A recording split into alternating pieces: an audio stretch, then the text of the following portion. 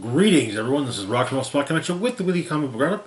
We're we're part of the way through this week's roundup, since it's this week and last week's rolled into one. So let's get started. Kicking things off with Moon Knight number 18. Where we left off, Tudor was holding a conference of vampires in New York. The idea being to basically get them in on the whole on his basically his MLM vampirism scheme. But Moon Knight, alongside Tigra, have crashed the whole thing. However,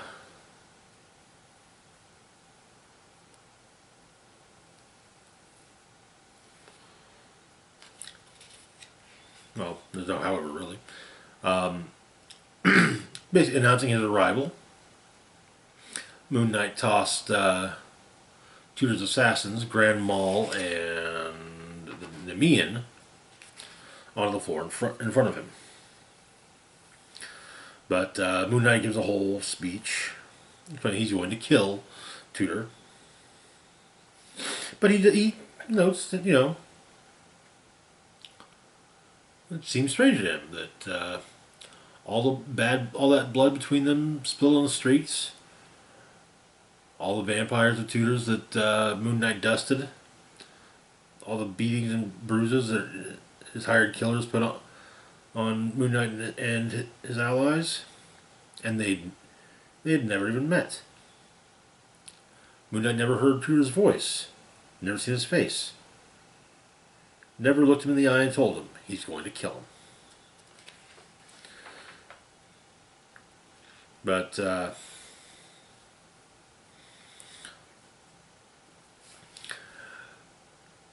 honestly, Tudor rolls with it. And just kind of, okay, yeah, fine. So my big moment just got stood up a bit. Let's just roll with this. And he basically says, Moon Knight and Tigra, they both they represent the past. Moon gods and superheroes. Feudal statements, suicidal confrontations. While Tudor and the structure represents the future. Elsewhere, in the same building, Soldier and Reese were working on some of the security systems. And apparently, Soldier's fairly good at it from his time in Hydra, and he kind of talks about how that's.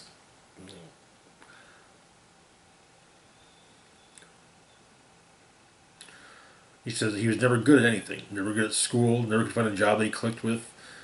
Square peg in a round hole world. And Hydra loves guys like that. Because Hydra is good at one thing. Telling guys like that it's not their fault. It's the world's fault that they're so angry. And they give them tools to change the world, bit by bit, into what they want it to look like. Give you a gun, teach you how to kill, basically. Give you a computer, teach you how to take over a security system.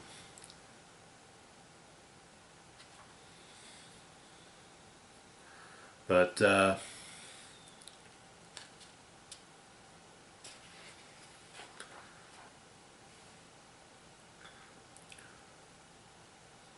Tudor sets off the sprinkler system in the ballroom, which was the plan, and so Moon Knight came prepared with an umbrella for him and his date.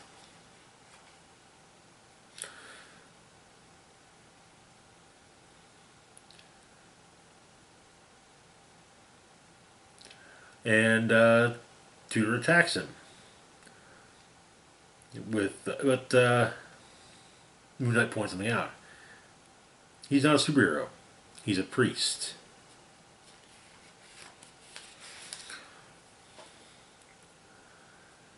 And then he right to Tudor's face consecrates the water. to the service of Khonshu, that miserable old bastard, making it holy water.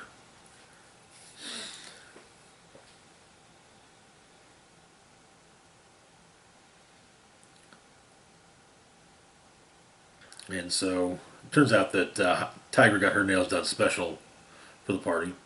Silver claw caps aren't cheap, so she's quite happy to put them to use. Hunter's Moon shows up as well, having been resurrected by Khonshu.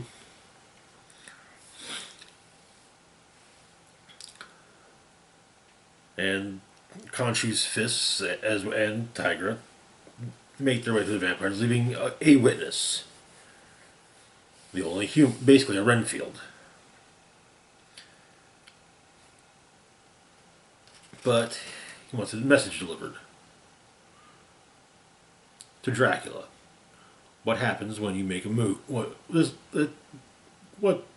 Moon Knight, Hunter's Moon, and Tiger did is what happens when a vampire makes a move on New York.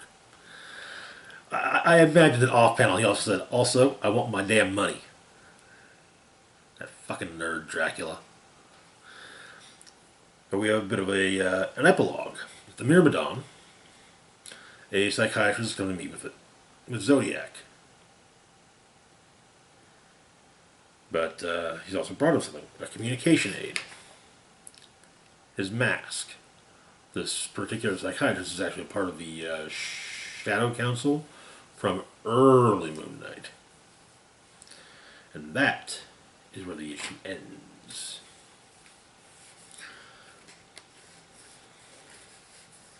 This was fun. Good story. Nice wrap up. Well, anyway, moving on to our next book, also written by Jed MacKay, we've got Strange, number 9. Where we left off, Huntsman, the somewhat returned Dr. Stephen Strange, the current Sorcerer Supreme, Clea Strange, and Wong had learned the location, basically pooled all their intelligence, including that of the former director of Wand, on the Blasphemy Cartel, who is in fact the remnants of Wand after S.H.I.E.L.D.'s downfall after the Secret Empire. And a bit of information they got was the location of the Blasphemy Cartel's base, Emerald City. And so, the Stranges, Clea and Stephen, fly to Emerald City, a flying castle at the heart of an artificial storm.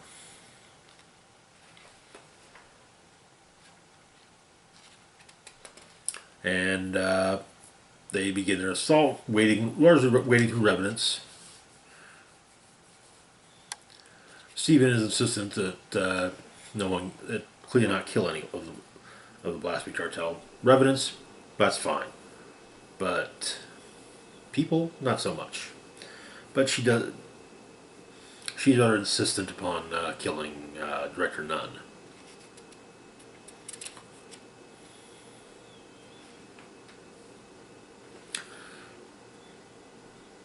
But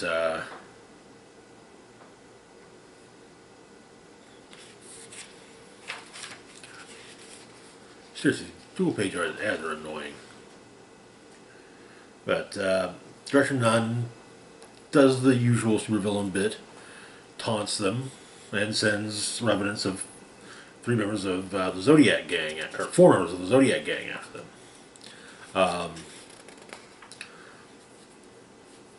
While Clea has to modify the spell she used on previous revenants for each one, she can do so on the fly, but one of them does manage to stab Strange through with a sword.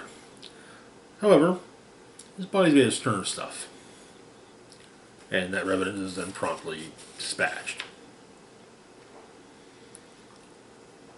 But they find Director Nunn, and he monologues a bit.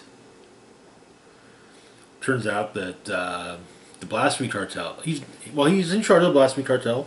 There are people he answers to.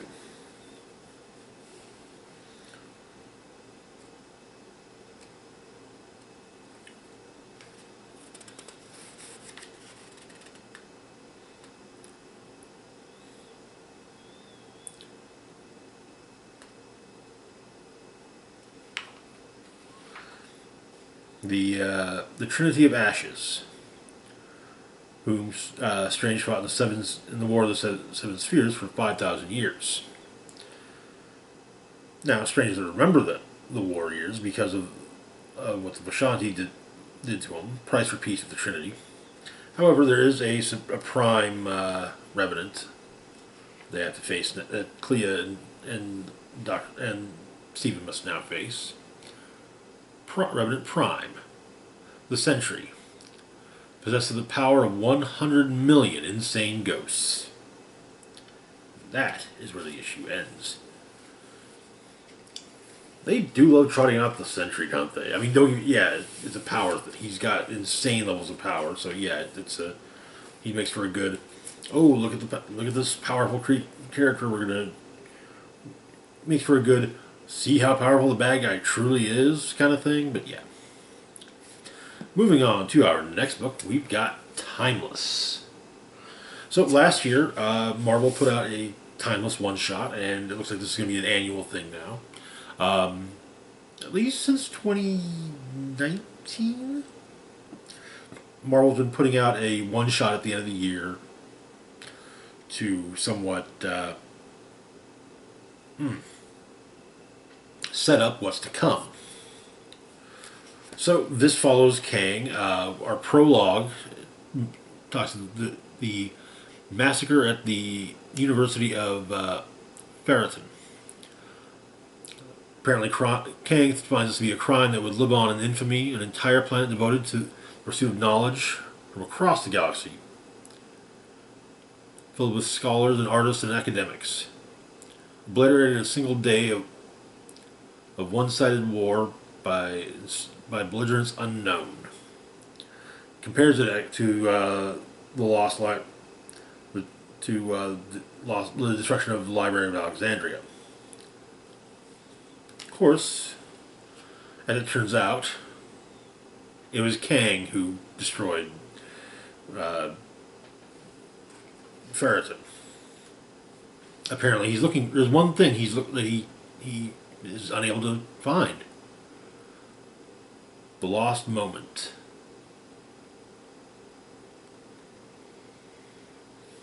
Or the missing moment. When he's told it's not for him, well, he destroys he basically orders the complete razing of the world. For the next year, subjectively speaking, Kang sequesters himself away on the Conquest Fleet Tempest flagship Prospero. There are various tribulation events that he's hopefully found, and he's starting to wonder if he's reached his own limits, though. Is this when he stops becoming Kang and starts to become Immortus? However, stranger attacks are getting himself as murdered.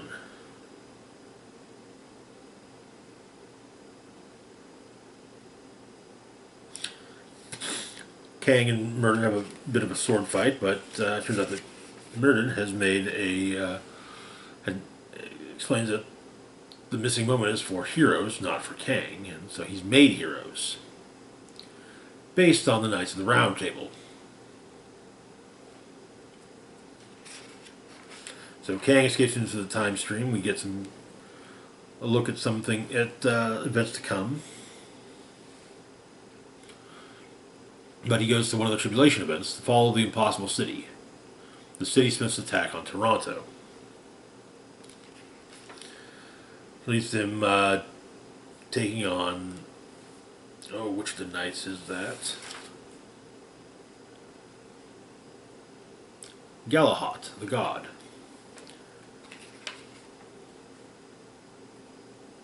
teleporting her away before having to deal with Lancelot. Lancelot is an exceptional swordsman. However, Lancelot was also trained to be a hero. And so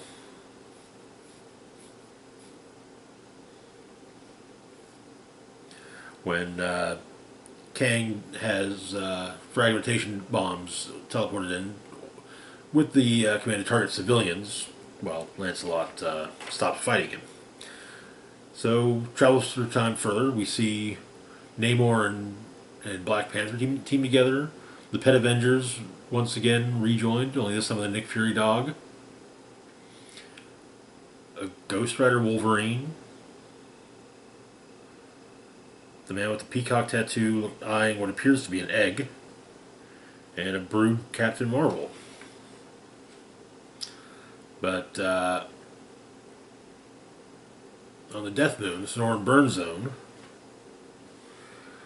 Kang faces two more of Mirrodin's heroes. Bedivere,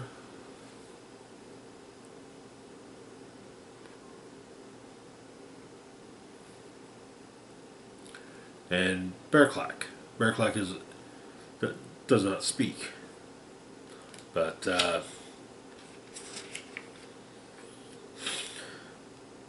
Kang is damaged by Bearclack, but his armor is at least. He utilizes the Ebony Blade briefly.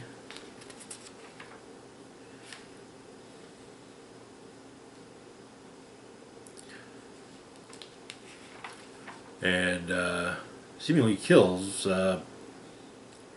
Bedivere. But Bearclack blasts him, which does some damage to the armor. Kang once again tumbles through the multiverse, or through the time stream. We see Mayor Cage. It appears we get a hint of Mary Jane's powers, Red Goblin, Bishop's War College, and then he's face-to-face with Mordred. Mordred and Kang do not fight. They talk. But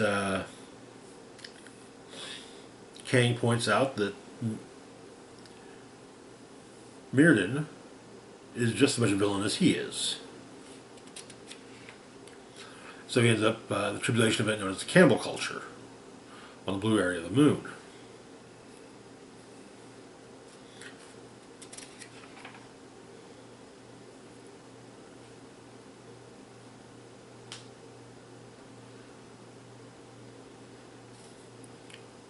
And one of Mirrodin's knights fights Kang. Kang is able to twist things to make the fight, basically to make the fight go his way. And he tells the knights that they're being used.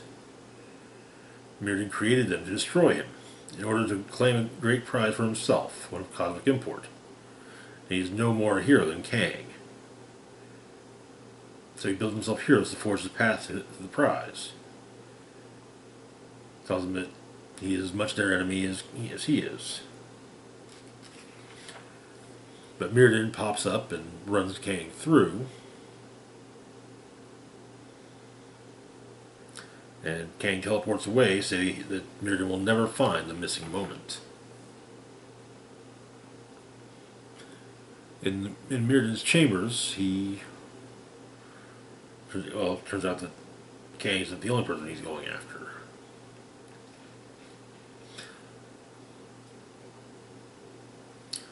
There are others also seeking the missing moment. It appears to be Doom, perhaps Mordo, and a couple others I can't quite place. Maybe Ultron? Possibly also Sinister? And that is where the issue ends. We get a listing of some of the major stories coming. Avengers, or currently happening. Avengers Assemble, Dark Web, currently happening. Sins of Sinister, coming up in February. Captain America Cold War, that's the crossover between the two Captain America titles. There's the Summer of Symbiotes. And Fall of X. Interesting. I also have some thoughts on what will happen in Fall of X and afterwards, but yeah. for another time, maybe. Moving on to our next book, we've got Namor the Submariner Conquered Shores, number 3. Where we left off, while searching for the Human Torch, Luke Cage and Namor were attacked by Machine Man, who claimed to be part of a machine insurrection, of a pending machine insurrection. And so, the decision was made to find the Human Torch more, not just in the hopes of maybe using his technology that he has that's built into him to protect, to, you know, make the oxygenated habitat in Atlantis more habitable for humans, to, well, destroying it. At least that's what Namor wants to do. So Cage and Namor arrive in Latveria when one of the Thinker's androids attacks the scientist Eudora.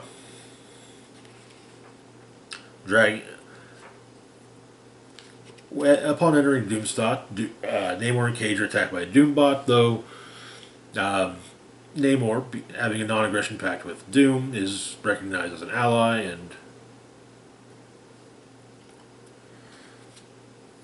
Cage imparts some harsh truths on Namor about how he was viewed. Eudora is dropped off on the surface, but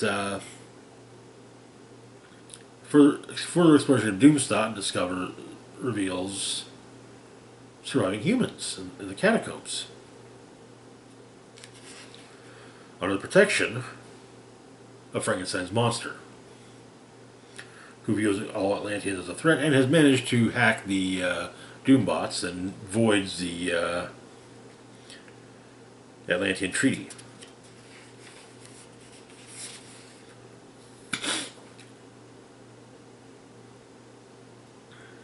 But Eudora manages to escape from the android, and Namor and Frankenstein's monster duke it out, ending up in the ocean, as does one of the human children he was protecting. Namor saves the child and resuscitates her, preventing her from drowning, and the monster admits that he was wrong.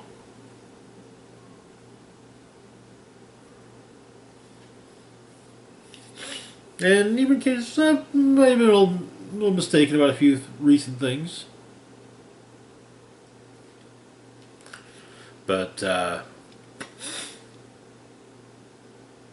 Eudora was finally able to contact Namor, explain what happened, about how she was attacked by an android, and all of her research was destroyed. Cage isn't entirely sold on this whole machine rebellion, figuring that Machine Man had a few loose wires, so. But then the Human Torch arrives.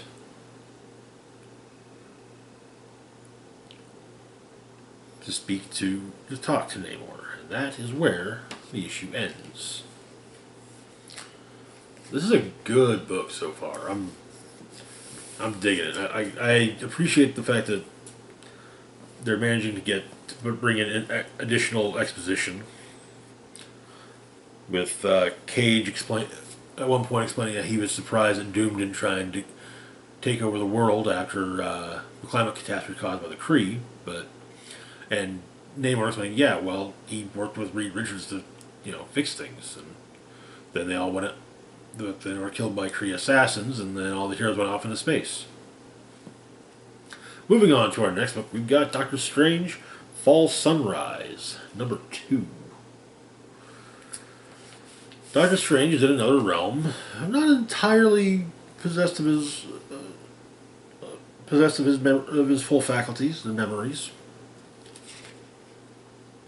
So we have an interlude. The Coin focuses on a knight constantly stabbed. Apparently, though, he's always falling, but he always lands face down. We have a second interlude. Sophia, the Witching Hour. Middle of the night, Sophia, a woman named Sophia, a mystical being, comes to visit Doctor Strange, needing him to help deliver her child. Now, but he's basically going to be in two realms at once to do so. So the other tale, the primary story, in this other realm he's in, Stranger's astral form meets with a few other astral forms, and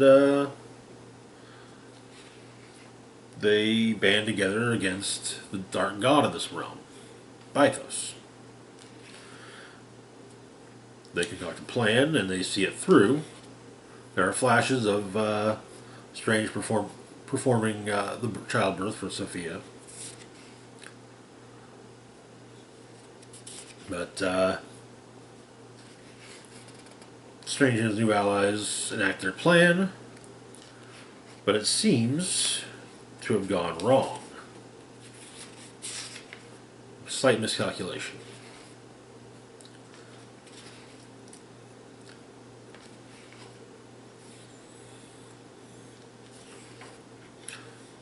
And Strange's allies are seemingly faced with Bythos and his destruction. And that is where the issue ends. It's an odd book. It's extremely pretty.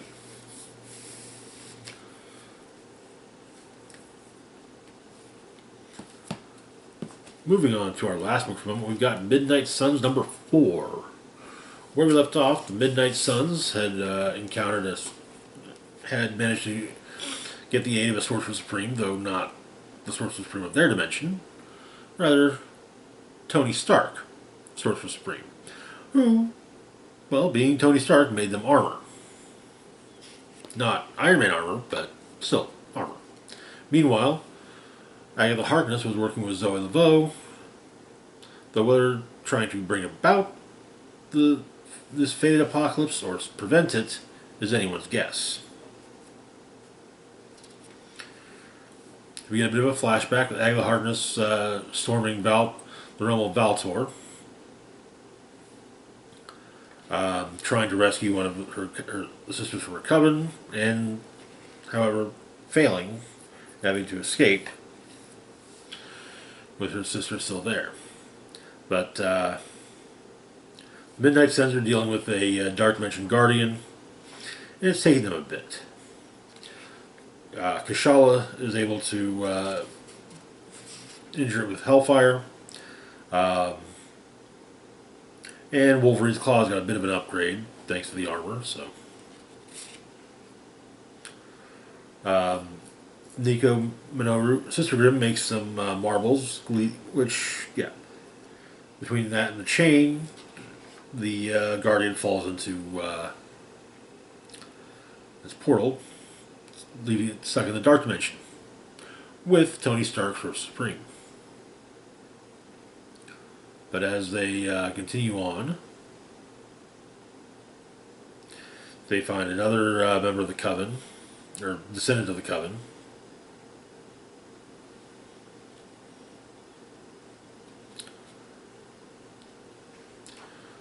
Who knows who Nico is, and then promptly fades to dust. The mirror that Agatha has, though he's trying to get her to destroy it, but Valtor, seemingly, steps through. Only, as I said, it's only seemingly Valtor. It is, in fact, Agatha's fellow sister from the Coven. The Midnight Suns, meanwhile, storm Valtor's throne room, only to find Valtor very dead. But